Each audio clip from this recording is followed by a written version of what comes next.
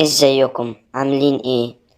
النهاردة هحكي لكم قصة منى وجوزها الدكتور حازم. منى كانت بنت جميلة ومثقفة، واتجوزت دكتور حازم بعد قصة حب صالونات هادية. حازم كان جراح شاطر جدا وناجح في شغله، والناس كلها بتحلف بأدبه. حياتهم من بره كانت النموذج المثالي: شقة واسعة في حي راقي، عربية أحدث موديل، وطفلين زي القمر. بس المشكلة كانت جوه البيت. حازم كان دكتور بكل ما تحمله الكلمة من ضغط، يومه كله في المستشفى، بيرجع البيت ينام عشان يلحق عمليات الصبح. ومنى كانت حاسة إنها قطعة ديكور في البيت، مفيش كلام، مفيش خروجات، مفيش اهتمام بالتفاصيل الصغيرة اللي بتفرق مع كل ست. ومن هنا بقى بدأت الكارثة. في يوم منى تعبت وجالها دور برد شديد مع حساسية، وحازم كان في مؤتمر برا مصر. اتصلت بزميل قديم لحازم في الجامعة اسمه دكتور يحيى، كان فاتح عيادة قريبة منهم. يحيى كان عكس حازم تماما، لبق في كلامه، معسول وبيهتم بالتفاصيل.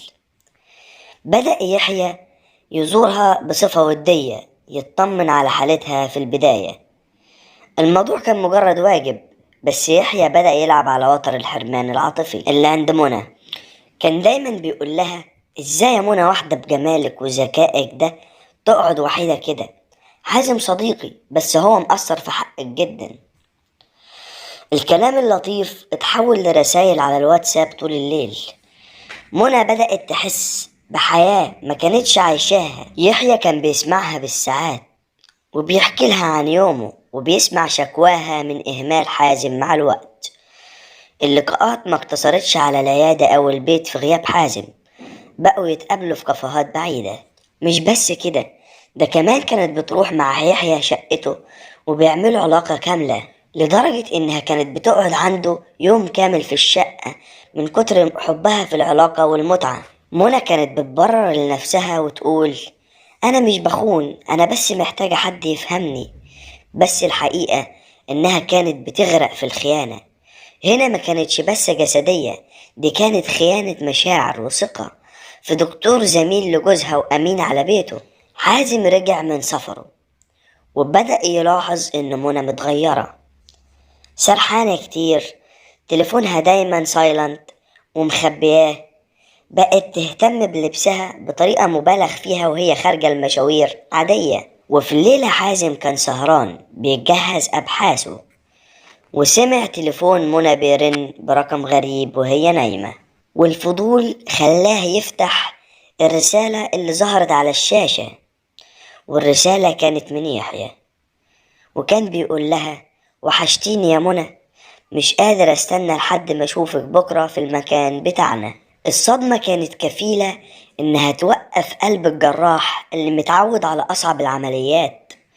الصدمة ما كانتش بس في مراته، لكن في صديقه وزميل مهنته. وحازم في الوقت ده ملقاش اي حاجة يعملها غير انه يستنى للصبح. وبمنتهى الهدوء القاتل طلب من منى تلبس عشان هيفطروا برا. خدها وراحوا عند عيادة دكتور يحيى. لما دخلوا يحيى وشه جاب ألوان.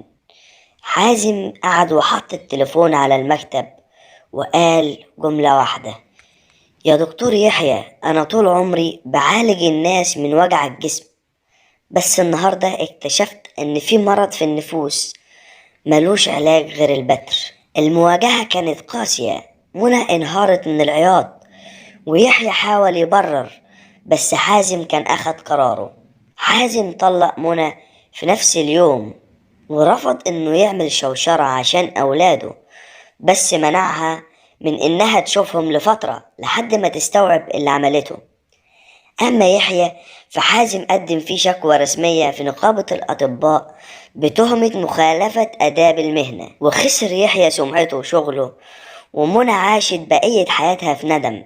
اكتشفت إن الوهم اللي عاشته مع يحيى كان مجرد هروب، وإنها خسرت الأمان والبيت اللي كان حميها عشان لحظة ضعف وكلام مزيف.